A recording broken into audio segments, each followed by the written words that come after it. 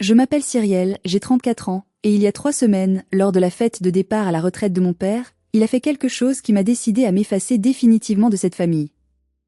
Imaginez la scène, la salle de bal étincelante du golf club de Saint-Nom-la-Bretèche. 200 invités en costume sur mesure et robe de cocktail, le champagne coulant à flot. Mon père, Baudouin Vasseur, PDG respecté, se tenait sur l'estrade, micro en main. Il présentait sa famille, sourire aux lèvres. Quand il est arrivé à moi, son sourire n'a pas changé, mais ses yeux sont devenus glacials. Il a dit, et voici ma fille, Cyrielle. Sans diplôme, sans avenir, un véritable boulet financier qui profite simplement de la famille. 200 personnes ont ri. Je n'ai pas pleuré. J'ai juste levé mon verre et j'ai dit, santé. C'est la dernière fois que l'un d'entre vous me voit. Puis je suis sortie. La salle est devenue complètement silencieuse. Avant de vous raconter ce qui s'est passé ensuite, et croyez-moi, la vengeance a été brutale, je dois vous demander une petite chose. Si vous aimez les histoires où la justice triomphe, abonnez-vous à la chaîne. Et dites-moi dans les commentaires, d'où regardez-vous cette vidéo? Quelle ville, quel pays? Et quelle heure est-il chez vous maintenant? J'adore lire vos réponses, cela me fait me sentir moins seule. Revenons à cette soirée fatidique. L'air dans cette salle de bal était étouffant, saturé de parfums coûteux et d'hypocrisie. C'était le genre d'événement où les sourires sont des armes et les compliments des pièges. Mon père célébrait 40 ans à la tête de Vasseur Logistique, l'entreprise qu'il avait héritée de mon grand-père et qu'il s'apprêtait à transmettre. Pas à moi, bien sûr. Mais à Enguerrand, mon demi-frère, le fils de sa seconde épouse, Armelle. J'étais assise à la table 14, loin de la table d'honneur, près des cuisines. C'était un message clair, comme toujours, tu es là par obligation, pas par amour. J'observais mon père faire son discours. Il parlait de succès, de sacrifice, de vision. Il a appelé Enguerrand sur scène. Mon successeur, a-t-il proclamé, la voix tremblante d'une fierté qu'il ne m'avait jamais accordée. Le futur de cette entreprise. Brillant, diplômé d'une grande école, un leader né. Enguerrand rayonnait, gonflé d'importance dans son costume italien trop serré. Armelle, ma belle-mère, essuyait une fausse larme avec un mouchoir en dentelle, jouant parfaitement son rôle de matriarche dévouée. Et puis, le regard de mon père a balayé la salle et s'est arrêté sur moi. J'ai vu ce petit tic au coin de sa bouche. L'envie de blesser. L'envie de m'utiliser comme marchepied pour rehausser la brillance de son fils adoré. C'est là qu'il a prononcé ces mots. Un boulet financier. Le rire qui a suivi n'était pas un rire joyeux. C'était le rire cruel de l'élite qui se moque de ce qu'elle considère comme un échec. J'ai vu des anciens collègues de mon père, des gens que je connaissais depuis l'enfance, se couvrir la bouche pour glousser. J'ai vu Enguerrand me lancer un regard de pitié méprisante. À ce moment précis, quelque chose s'est brisé en moi. Pas mon cœur, non. Mon cœur avait cessé d'attendre quoi que ce soit de cet homme il y a bien longtemps. Ce qui s'est brisé, c'est ma patience. La dernière chaîne qui me retenait à cette mascarade familiale a volé en éclats. J'ai attrapé mon verre de cristal. Le poids du pied en verre était froid et rassurant dans ma paume. Je me suis levée. Ma chaise a raclé le parquet ciré, un son dur qui a coupé quelques rires. J'ai attendu que les regards se tournent vers moi. J'ai attendu le silence. Et quand j'ai parlé, ma voix n'a pas tremblé. Pas une seule fois. Santé, ai-je dit. Mais ce qu'ils ignoraient tous, alors que je me tenais là, seul face à leur mépris, c'est que la ratée, qu'ils voyaient détenait en réalité la clé de leur survie. Le silence qui a suivi ma phrase était assourdissant. On aurait pu entendre une épingle tomber sur la moquette épaisse. Le sourire de mon père s'est figé, se transformant en une grimace confuse. Il ne s'attendait pas à ce que je réponde. Dans son scénario, je devais rougir, baisser la tête, peut-être verser quelques larmes de honte, et confirmer ainsi mon statut de victime pathétique. Mais je n'étais plus cette fille. J'ai reposé mon verre sur la table, intact. Le tintement cristallin a résonné comme un gong funèbre. Je n'ai pas bu. Je ne voulais plus rien qui vienne d'eux, pas même une gorgée de leur champagne millésimé. J'ai pris mon sac à main, un modèle discret mais d'une qualité exceptionnelle que personne n'avait remarqué, et je me suis dirigée vers la sortie. Mes talons claquaient sur le sol avec un rythme régulier, militaire. Clac. Clac. Clac. Je ne me suis pas pressée. Je voulais qu'ils me regardent partir. Je voulais qu'ils gravent cette image dans leur mémoire, mon dos droit, ma tête haute, ma dignité intacte. J'ai entendu Armelle chuchoter, assez fort pour être entendue. Quelle hystérique. Elle fait toujours une scène. J'ai failli m'arrêter. J'ai failli me retourner pour lui cracher la vérité au visage. Mais je me suis retenue. La vérité ferait bien plus mal si elle arrivait au moment où il s'y attendrait le moins. J'ai poussé les lourdes portes en chêne du club et je suis sortie dans l'air frais de la nuit. Le voiturier, un jeune homme nommé Thomas que je connaissais un peu, m'a regardé arriver avec surprise. « Déjà parti, mademoiselle Vasseur ?» a-t-il demandé. « Oui, Thomas. Et c'est la dernière fois que tu me verras ici. Apporte-moi ma voiture, s'il te plaît. » Il a couru chercher mon véhicule. Quand il est revenu, ce n'était pas avec la vieille Peugeot d'occasion que mon père pensait que je conduisais. C'était avec ma Porsche Taycan noire, électrique, silencieuse, létale. Une voiture à 150 000 €. J'ai vu les yeux de Thomas s'écarquiller. Il n'a rien dit, mais son regard posé sur la carrosserie luisante disait tout. J'ai glissé un billet de 50 € dans sa main, plus que ce que mon père lui avait probablement donné en 10 ans, et je me suis installée au volant. L'intérieur cuir m'a enveloppée. J'ai posé mes mains sur le volant, et pour la première fois de la soirée, j'ai tremblé. Pas de peur. D'adrénaline. Je venais de déclarer la guerre. En sortant du parking, j'ai jeté un dernier coup d'œil dans le rétroviseur. Le clubhouse brillait de mille feux, un château de cartes dorées prêt à s'effondrer. Ils étaient là-dedans, à rire, à boire, à célébrer l'ascension d'Enguerrand, totalement ignorants du fait que je venais, mentalement, de signer leur arrêt de mort professionnel. « Profite bien, papa », ai-je murmuré dans l'habitacle silencieux. « Profite de ta retraite. Parce que demain, tu vas te réveiller dans un monde très différent. » Mais pour que vous compreniez pourquoi ce moment était si satisfaisant, je dois vous emmener en arrière. Je dois vous raconter comment la petite fille qui adorait son père est devenue la femme qui allait détruire son empire. Tout n'a pas toujours été haine et mépris. Il y a eu un temps, il y a très longtemps, où j'étais la princesse de mon père. Ma mère était encore vivante. Elle apportait de la lumière dans cette grande maison froide de Saint-Nom-la-Bretèche. Mais elle est partie trop tôt, emportée par la maladie quand j'avais 8 ans. C'est là que les ténèbres ont commencé à s'installer. 2 ans plus tard, Armelle est arrivée. Avec elle, Enguerrand, son fils, mon aîné de 3 ans. Au début, c'était subtil. Des remarques, des comparaisons. Regarde comme Enguerrand se tient bien à table, Cyrielle. Enguerrand a eu une excellente note, pourquoi tu ne fais pas plus d'efforts? Mon père, aveuglé par sa nouvelle épouse et désireux d'avoir un fils pour porter son nom, a laissé faire. Pire, il a commencé à y croire. J'ai grandi en devenant l'ombre de cette maison. Enguerrand allait dans les meilleures écoles privées, avait des tuteurs, des vacances au ski, des cours de tennis. Moi? J'étais inscrite au lycée public du coin. C'est bon pour son caractère, disait Armelle. Elle ne doit pas devenir une enfant gâtée. Mais le véritable tournant, la première trahison impardonnable, a eu lieu l'année de mes 18 ans. J'avais travaillé comme une forcenée. Je savais que mon seul ticket de sortie était l'excellence académique. J'avais passé le concours pour HEC Paris, la plus prestigieuse école de commerce de France. J'attendais la lettre d'admission tous les jours. Je guettais le facteur. Mais rien n'arrivait. Les semaines passaient, et l'angoisse me rongeait. Finalement, la date limite d'acceptation est passée. J'étais dévastée. Je pensais avoir échoué. Un soir, alors que je passais devant le bureau de mon père, j'ai entendu des rires. La porte était entr'ouverte. Armelle tenait un verre de vin. « C'est mieux comme ça, chérie », disait-elle.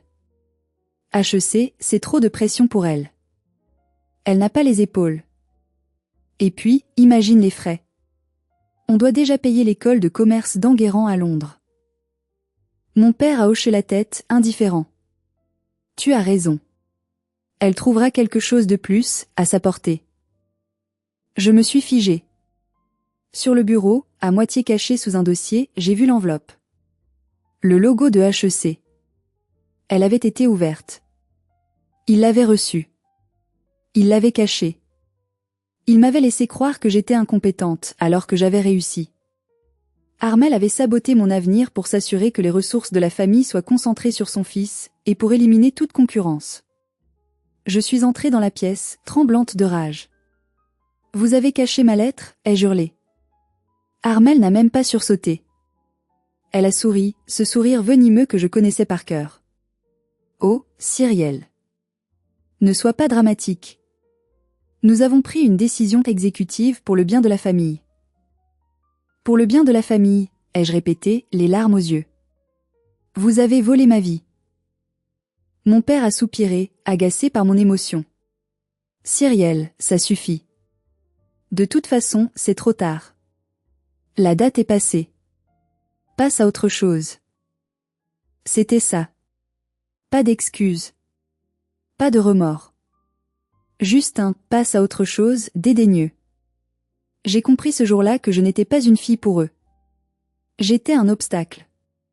Une dépense inutile. Mais ce n'était que le début. 2 ans plus tard, ils allaient faire bien pire que cacher une lettre. Ils allaient faire de moi une criminelle.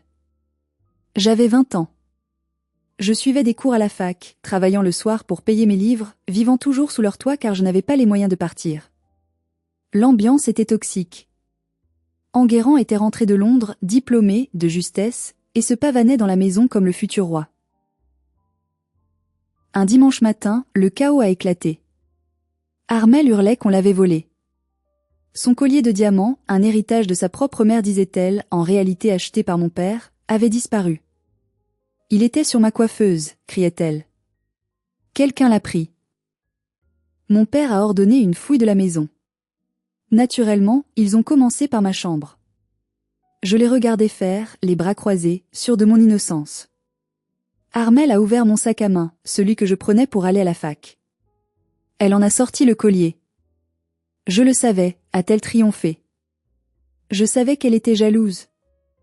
Voleuse. Dans ma propre maison. J'ai senti le sol se dérober sous mes pieds. Je n'ai jamais touché à ça. C'est toi qui l'as mis là. Mon père s'est tourné vers moi. Son visage était rouge de colère. Pas de doute, pas de questionnement. Juste une condamnation immédiate. Tu me dégoûtes, a-t-il craché. Voler ta mère. Ce n'est pas ma mère. Et je n'ai rien volé. Tais-toi. Il a levé la main, comme pour me frapper, mais s'est retenu. Voici ce qui va se passer. Je ne vais pas appeler la police, pour ne pas entacher le nom d'évasseur. Mais tu vas partir. Maintenant. Et tu vas signer ce document. Il a sorti une feuille déjà préparée. C'était une renonciation à mes parts de l'héritage maternel, une petite maison en Bretagne et quelques économies que ma mère m'avait laissées. C'est pour rembourser le préjudice moral, a dit Armel avec un sourire satisfait. C'est du chantage. C'est ça ou la prison, Cyrielle, a dit mon père froidement. Avec ton empreinte sur le sac, personne ne te croira. J'ai regardé cet homme, mon père, prêt à m'envoyer derrière les barreaux pour protéger les mensonges de sa femme. J'ai réalisé qu'il ne m'aimait pas. Il ne m'avait jamais aimé. J'étais seule au monde. Alors j'ai signé. J'ai signé avec une rage froide qui a séché mes larmes instantanément. J'ai pris mon sac, j'ai mis quelques vêtements dedans, et je suis partie. Je n'avais que 50 € en poche. Je n'avais nulle part où aller. Je vais faire une pause ici et vous poser une question très sérieuse. Si votre propre famille vous piégeait de cette façon, si votre père vous mettait à la porte en vous traitant de voleuse pour protéger sa nouvelle femme, qu'auriez-vous fait? Auriez-vous signé? Auriez-vous combattu? Dites-le moi dans les commentaires. J'ai vraiment besoin de savoir si j'ai eu tort de fuir ce jour-là. Je suis partie sous la pluie, littéralement. Comme dans un mauvais film. Mais alors que je marchais vers la gare, une pensée a commencé à germer dans mon esprit. Il pensait m'avoir détruite. Il pensait m'avoir tout pris. Mais il m'avait laissé une chose, ma liberté. Et une haine, pure et cristalline, qui allait devenir mon carburant pour les 10 prochaines années. J'ai fui vers Lyon. C'était assez loin de Paris pour ne pas les croiser, assez grand pour disparaître. Les premières années ont été un enfer. J'ai vécu dans un studio insalubre près de la gare de Perrache. J'ai enchaîné les petits boulots, serveuse, plongeuse, livreuse. Je mangeais des pâtes au beurre un jour sur deux. Mais je n'ai jamais arrêté d'étudier. La nuit, quand je n'étais pas trop épuisée, je lisais tout ce que je pouvais sur la logistique, le transport, la gestion de la chaîne d'approvisionnement. Je voulais comprendre le métier de mon père mieux qu'il ne le comprenait lui-même. Je me suis inscrite à une formation à distance, obtenant mes diplômes un par un, dans l'anonymat total. Et puis, le miracle est arrivé. Ou plutôt, la justice d'outre-tombe. 3 ans après mon départ, ma grand-mère paternelle, Zélie, est décédée. Je n'ai pas pu aller à l'enterrement. Je savais que je serais refoulée. Mais une semaine plus tard, j'ai reçu un appel d'un notaire, Maître Astrée. Mademoiselle Vasseur, votre grand-mère vous a laissé quelque chose. Elle a insisté pour que cela reste strictement confidentiel. Votre père n'en sait rien. Je me suis rendue à son cabinet, méfiante. Maître Astrée m'a remis une lettre manuscrite. L'écriture de ma grand-mère était tremblante mais ferme. Ma chère petite Cyrielle, je sais tout. Je sais pour HEC. Je sais pour le collier. Je n'ai rien dit car je suis vieille et lâche, et je ne pouvais pas affronter mon fils. Pardonne-moi. Mais je t'ai observé. J'ai vu ta force. Tu es la seule vraie Vasseur de cette famille. Je te laisse mon fonds personnel. Ce n'est pas l'argent de l'entreprise, c'est mon argent à moi. Utilise-le pour affûter tes armes. Ne te contente pas de survivre, ma chérie. Règne. Il y avait un chèque. 400 000 €. J'ai pleuré pendant 1 heure dans le bureau du notaire. Ce n'était pas seulement l'argent. C'était le fait d'avoir été vue. Quelqu'un savait la vérité. Je n'étais pas folle. Je n'étais pas une voleuse. Je n'ai pas acheté de vêtements. Je n'ai pas acheté de maison. J'ai investi chaque centime. J'ai créé ma propre société de conseil en logistique, Nexus Chain. J'ai installé mes bureaux à Lyon, dans le quartier de la Pardieu. J'ai travaillé 18 heures par jour. J'ai recruté les meilleurs analystes, des gens rejetés par le système comme moi. Nous avons développé un algorithme d'optimisation des transports qui était des années-lumière en avance sur ce qui se faisait sur le marché. Et c'est là que l'ironie du sort a frappé. Il y a 3 ans, Vasseur Logistique a commencé à avoir des problèmes. Leur méthode était archaïque, leurs coûts explosaient. Ils cherchaient désespérément un consultant externe pour moderniser leur flotte et gérer leur conformité européenne. Ils ont lancé un appel d'offres. Nexus Chain a répondu. Bien sûr, je n'ai pas mis mon nom sur les documents initiaux. J'ai utilisé mon directeur financier, Ladislas, comme visage de l'entreprise. Mon père a signé le contrat sans hésiter, trop heureux de trouver une solution miracle à ses problèmes. Il ne savait pas qu'il venait de confier les clés de son empire à la fille qu'il avait reniée. Pendant 3 ans, j'ai été le fantôme dans la machine de mon père. C'était une sensation enivrante et terrifiante. Chaque rapport que mon père lisait, chaque stratégie qu'Enguerrand prétendait avoir inventée, tout venait de mon bureau à Lyon.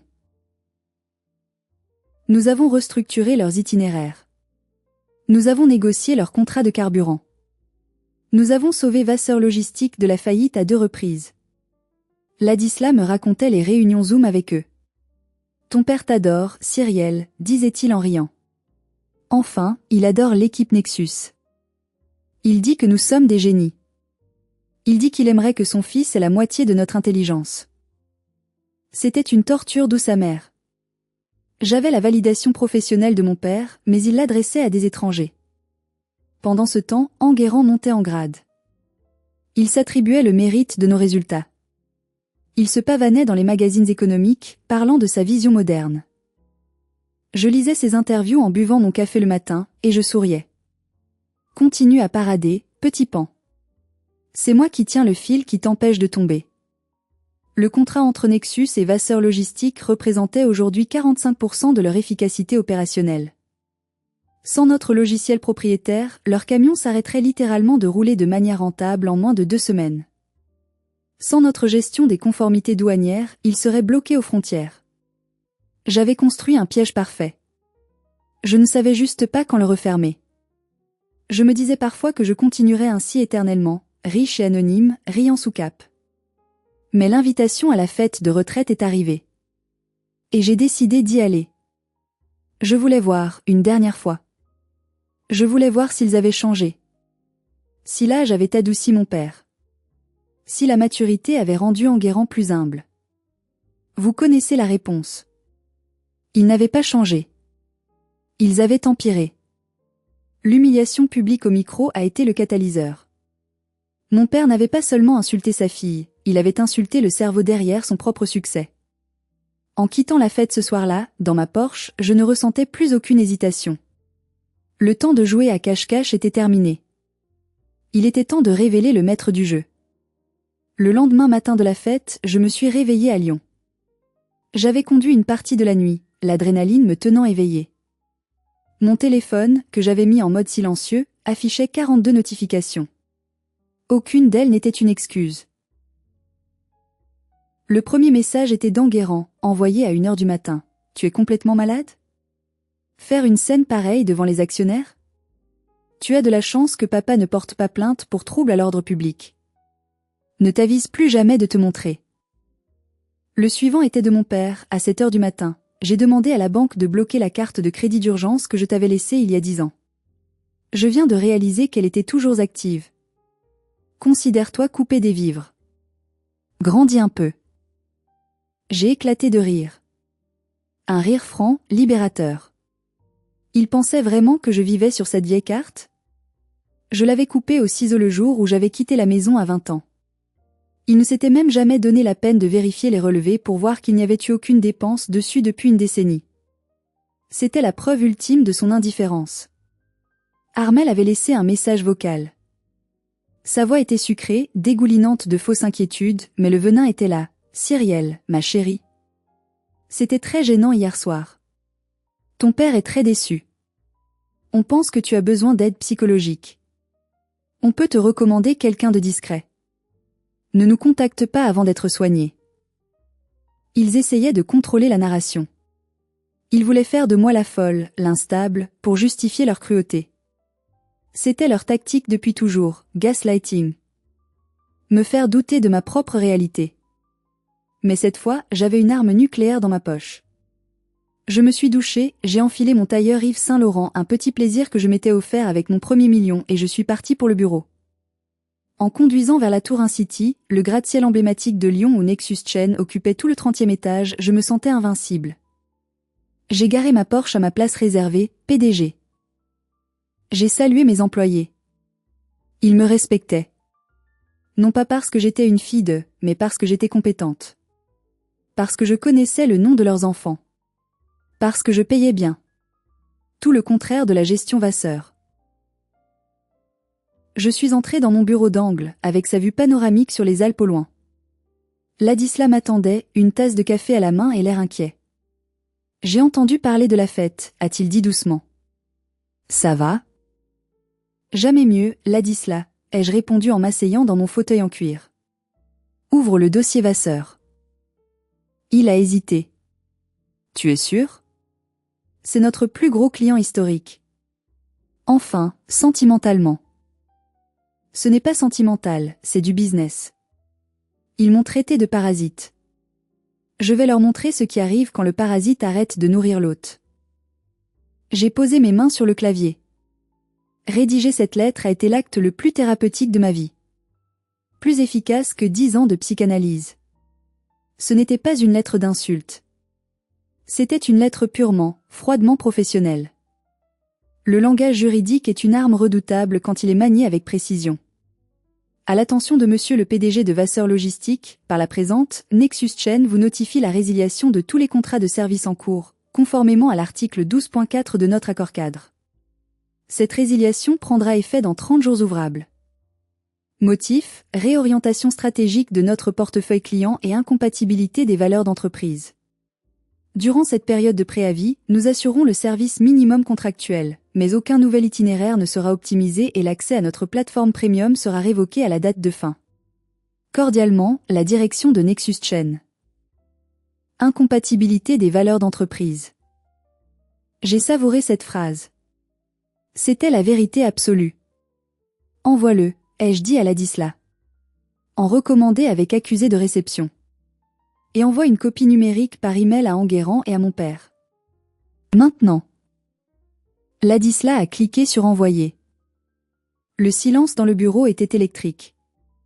Nous venions de couper l'oxygène à une entreprise de 500 employés.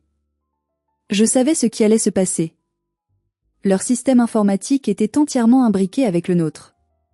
Sans Nexus, ils devaient revenir à la planification manuelle. Pour une entreprise de leur taille, c'était impossible. C'était comme demander à Amazon de gérer ses livraisons avec du papier et un crayon. De plus, la clause de résiliation entraînait automatiquement la révocation de leur certificat de conformité écologique que nous gérions pour eux. Cela signifiait qu'ils ne pouvaient plus entrer dans les zones à faibles émissions de Paris et Lyon. Leurs camions seraient bloqués aux portes des villes. J'ai regardé l'heure. 10h15. Ils devaient être en réunion de direction. Enguerrand devait être en train de se vanter de ses projets futurs. Dans quelques minutes, leur téléphone allait sonner. Les voyants rouges allaient s'allumer sur leur tableau de bord. Je me suis levée et je suis allée vers la baie vitrée. Je regardais Lyon s'étendre sous mes pieds. J'imaginais la panique à 500 km de là, à Saint-Nom-la-Bretèche. J'imaginais le visage d'Enguerrand passant du suffisant au blême. C'était cruel? Peut-être. Mais comme disait ma grand-mère Zélie, parfois, il faut brûler le champ pour que la terre redevienne fertile. J'ai attendu. Et je n'ai pas eu à attendre longtemps. Ce que je vais vous raconter maintenant, je le sais grâce à une taupe. Oui, j'avais des yeux à l'intérieur de Vasseur Logistique. Monique, l'assistante de direction de mon père depuis 30 ans. Elle m'avait vu grandir. Elle m'avait consolée quand ma mère est morte. Elle détestait Armel en silence. Nous avions gardé contact en secret. Voici ce qui s'est passé dans la salle du conseil de Vasseur Logistique ce matin-là. La réunion battait son plein. Enguerrand présentait des graphiques en hausse. Grâce à ma supervision de la logistique, nous avons réduit les coûts de 15%, mentait-il. C'était faux. C'était grâce à mon algorithme. Soudain, le directeur des opérations a fait irruption, pâle comme un linge. Monsieur le PDG, Enguerrand. On a un problème critique. Nexus Chen vient de résilier le contrat. Le silence est tombé. Quoi? A aboyé mon père. C'est impossible. On a un contrat de 5 ans. Il y a une clause de sortie, monsieur. Ils l'ont activée. 30 jours. Après ça, on est aveugle. Le système de routage s'arrête. Enguerrand a ri nerveusement. C'est une erreur administrative. Je vais les appeler. Je vais remettre ces incompétents à leur place. Il a sorti son téléphone et a appelé le numéro du service client VIP de Nexus. Il a mis le haut-parleur pour montrer son autorité. Ici Enguerrand Vasseur, PDG de Vasseur Logistique. Je veux parler à votre patron immédiatement. C'est inacceptable. La voix calme de ma réceptionniste a répondu. Bonjour monsieur Vasseur. La direction a pris sa décision. Elle est irrévocable. Nous ne sommes plus intéressés par une collaboration avec votre entité. Vous savez qui je suis, a hurlé Enguerrand, la veine de son front palpitant.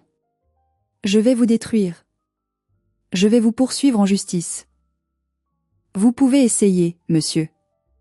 Mais nos avocats sont très compétents. Bonne journée. Clic. Monique m'a raconté que mon père s'est affaissé dans sa chaise. Il comprenait, lui. Il comprenait la gravité de la situation bien mieux que son idiot de fils. Appelle les autres consultants, a-t-il ordonné. Deloitte, Capgemini, n'importe qui. Trouvez un remplaçant. Mais le directeur des opérations a secoué la tête. J'ai déjà vérifié, monsieur. Intégrer un nouveau système prendra 6 mois. Minimum. Si Nexus coupe dans 30 jours, on ne pourra pas livrer nos clients pour Noël. On va perdre Carrefour, Auchan, Amazon. C'est la fin. La panique s'est installée. La vraie panique. Celle qui sent la sueur froide et la faillite. Ils ont passé la journée à essayer de joindre la direction de Nexus. Ils ont envoyé des emails, des menaces, des supplications. Et c'est là qu'ils ont commencé à creuser. Mon père a ordonné une enquête sur Nexus Chen. Je veux savoir qui possède cette boîte. Je veux un nom. Je veux savoir qui ose me défier. Ils ne savaient pas qu'en cherchant ce nom, ils allaient déterrer leur propre tombe. Il leur a fallu 48 heures. Nexus Chain était une société par action simplifiée, SAS, bien protégée, mais Ladislas avait laissé, sur mon instruction, une toute petite brèche. Dans les statuts originaux déposés au greffe du tribunal de commerce il y a 10 ans, le nom du fondateur apparaissait en toutes lettres, avant d'être masqué dans les versions ultérieures par des holdings. C'est un vieux juriste de l'entreprise qui a trouvé le document. Monique m'a envoyé un SMS, ils ont le document. Ils sont en état de choc. Armel vient de demander un verre d'eau. Je regardais mon téléphone, attendant l'inévitable. À 14h30, mon téléphone a sonné. C'était Armel. Je n'ai pas répondu tout de suite. J'ai laissé sonner. Une fois. 2 fois. Puis j'ai décroché. Allô, ai-je dit, d'une voix neutre. Cyrielle. Ma chérie. Sa voix était méconnaissable. Disparut le mépris, disparut le ton hautain. C'était du miel pur, gluant et artificiel.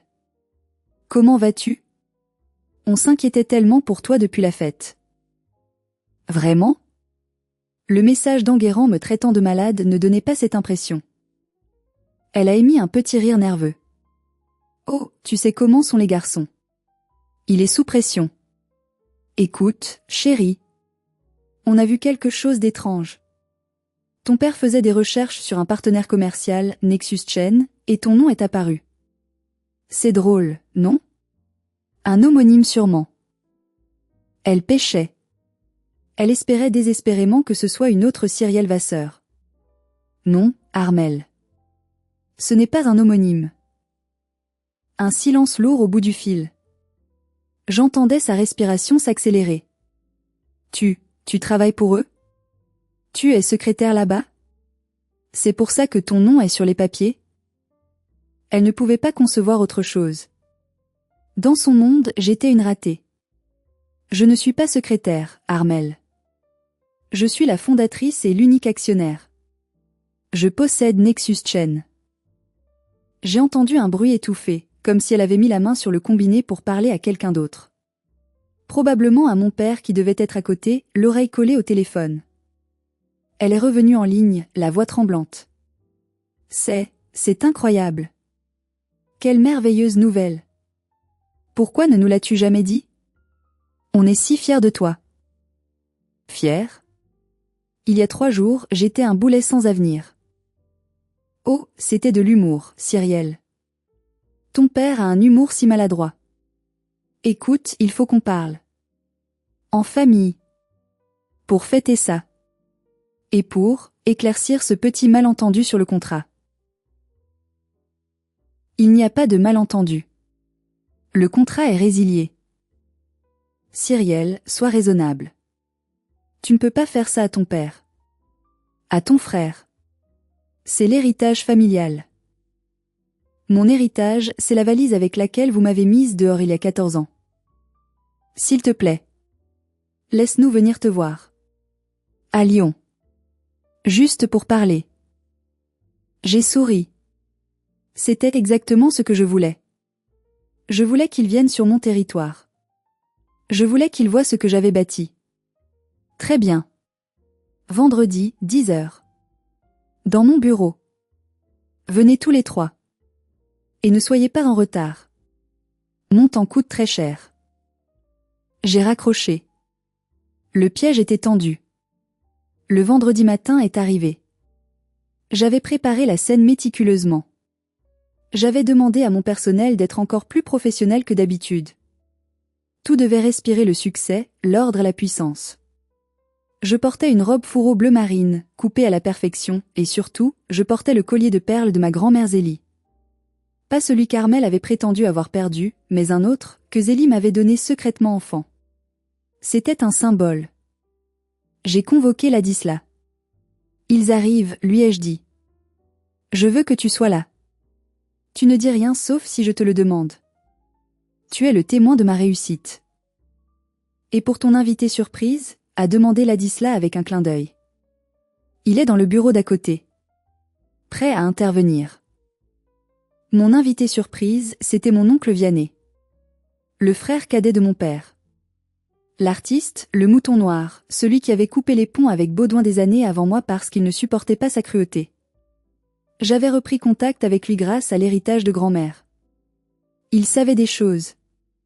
Des choses terribles sur le passé. Et aujourd'hui, il allait nous aider à porter le coup de grâce. L'interphone a sonné. Mademoiselle Vasseur ? Vos invités sont là. La réceptionniste avait hésité sur le mot invité, sentant la tension. Faites-les patienter 10 minutes. Puis amenez-les en salle de conférence A. Je les ai fait attendre. Juste pour leur montrer qui avait le contrôle. Je regardais les caméras de sécurité. Ils étaient dans le hall. Mon père faisait les 100 pas, l'air furieux. Armel essayait de sourire aux employés qui passaient, mais personne ne lui rendait son sourire. Enguerrand, lui, regardait le logo de Nexus sur le mur avec un mélange de jalousie et de peur.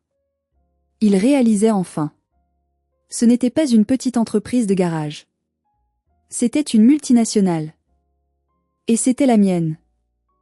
Après 15 minutes, je me suis dirigé vers la salle de conférence. J'ai pris une grande inspiration. C'était le moment. Non pas de la vengeance, mais de la vérité. J'ai poussé la porte vitrée. Quand je suis entré, ils se sont tus. La salle de conférence était impressionnante, avec sa table en acajou de 10 mètres et sa vue plongeante sur le Rhône. Je me suis installé en bout de table, la place du chef. Ladislas s'est assis à ma droite. Mon père me fixait. Il avait vieilli de 10 ans en 3 jours. Ses yeux étaient cernés. Pour la première fois de ma vie, je ne voyais pas le géant terrifiant de mon enfance. Je voyais juste un vieil homme fatigué en costume gris. « Bonjour », ai-je dit froidement. « Cyrielle », a commencé mon père, sa voix rauque. « Tout ça, c'est à toi ? » « Oui. Chaque chaise, chaque ordinateur, chaque contrat. C'est à moi. » Enguerrand n'a pas pu s'empêcher d'intervenir. Son arrogance était un réflexe de défense. « C'est ridicule. Tu as dû coucher avec quelqu'un pour avoir ça. Ou alors c'est l'argent de grand-mère que tu as détourné. » J'ai claqué ma main sur la table. Le bruit a fait sursauter Armel. « Ferme-la, Enguerrand. Tu es ici dans M à Tours. Tu parles quand je te donne la permission. » Il a ouvert la bouche, choqué, puis l'a refermée. Il n'avait jamais entendu ce ton chez moi. C'était le ton d'un PDG parlant à un subalterne incompétent. « Asseyez-vous », ai-je ordonné. Ils se sont assis. Comme des écoliers punis. « Vous êtes venu pour le contrat », ai-je continué. « Vous voulez que je revienne sur ma décision. Que je sauve votre entreprise. Nous sommes une famille, a pleurniché Armel. On s'entraide. Une famille ? J'ai ri, un son sec. Vous m'avez traité de voleuse. Vous m'avez coupé les vivres. Vous m'avez humilié publiquement devant tout le gratin parisien. Et maintenant que vous avez besoin de moi, nous sommes une famille ? Mon père a pris la parole. Il essayait de retrouver sa dignité. Écoute, Cyrielle. J'ai peut-être été dur. J'ai des méthodes à l'ancienne. Mais je voulais te forger le caractère. Et regarde. Ça a marché. Tu as réussi. C'est grâce à moi, quelque part. Je t'ai poussé à te dépasser. J'ai senti la nausée monter. Il essayait de s'attribuer le mérite de ma réussite. Il essayait de transformer ses abus en stratégie éducative. C'était le comble du narcissisme. Tu ne m'as pas poussé, papa. Tu m'as jeté. C'est différent. J'ai réussi malgré toi, pas grâce à toi. J'ai fait un signe à Ladislas. Il a projeté un graphique sur l'écran géant. Voici les chiffres, a-t-il expliqué. Depuis 3 ans, Nexus a généré 12 millions d'euros d'économies pour Vasseur Logistique. Cyrielle a personnellement supervisé vos dossiers. Elle a corrigé vos erreurs, Enguerrand. Le projet Horizon 2025 dont vous vous vantez ? C'est Cyrielle qui l'a écrit un dimanche soir parce que votre brouillon était inutilisable. Enguerrand est devenu écarlate. C'est faux. J'ai les logs, les emails et les versions modifiées, a répondu Ladislas calmement. J'ai regardé mon père. Ton fils est un incapable, papa. Et tu le sais. Tu as misé sur le mauvais cheval. Et maintenant, le cheval gagnant, celui que tu as envoyé à l'abattoir, est propriétaire de l'hippodrome. Le silence est retombé. Lourd. Pesant. Que veux-tu ? A demandé mon père. De l'argent ? Des actions ? Je peux te donner 10% de Vasseur Logistique. Je ne veux pas de tes actions. Ton entreprise ne vaut rien sans moi. Je veux la vérité. C'était le signal pour faire entrer Vianney. La porte du bureau adjacent s'est ouverte. Mon oncle Vianney est entré. Il portait un vieux pull en laine, les mains marquées par son travail de luthier, mais son regard était acéré. Mon père a blêmi. Vianney ? Qu'est-ce que tu fais là ? Je suis venu voir la chute de l'Empire, Baudouin. Et je suis venu libérer ta conscience. Vianney s'est approché de la table et a posé un vieux dossier jauni. Cyrielle m'a raconté l'histoire du collier, a-t-il dit en regardant Armel. Le fameux vol qui a justifié son exil. Armel a dégluti difficilement. C'est du passé. Non, c'est très actuel, a coupé Vianney. Parce que je sais où est ce collier. Tu l'as vendu 6 mois après le départ de Cyrielle. À un bijoutier de la place Vendôme. J'ai la facture. Tu avais des dettes de jeu, Armel. Pas vrai ? Mon père s'est tourné vers sa femme, stupéfait. Des dettes de jeu ? Ce n'est pas tout, a continué Vianney. Baudouin, tu te souviens de l'assurance vie de Catherine ?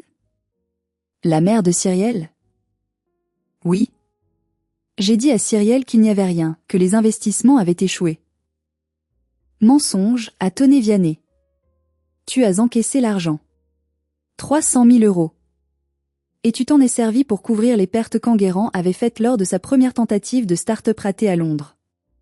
Tu as volé l'argent de l'orpheline pour payer les échecs de ton beau-fils. J'ai vu mon père s'effondrer sur sa chaise. Il savait. Bien sûr qu'il savait pour l'argent. Mais être confronté à cette vérité devant témoins, devant moi, c'était différent. Il ne pouvait plus se cacher derrière ses mensonges.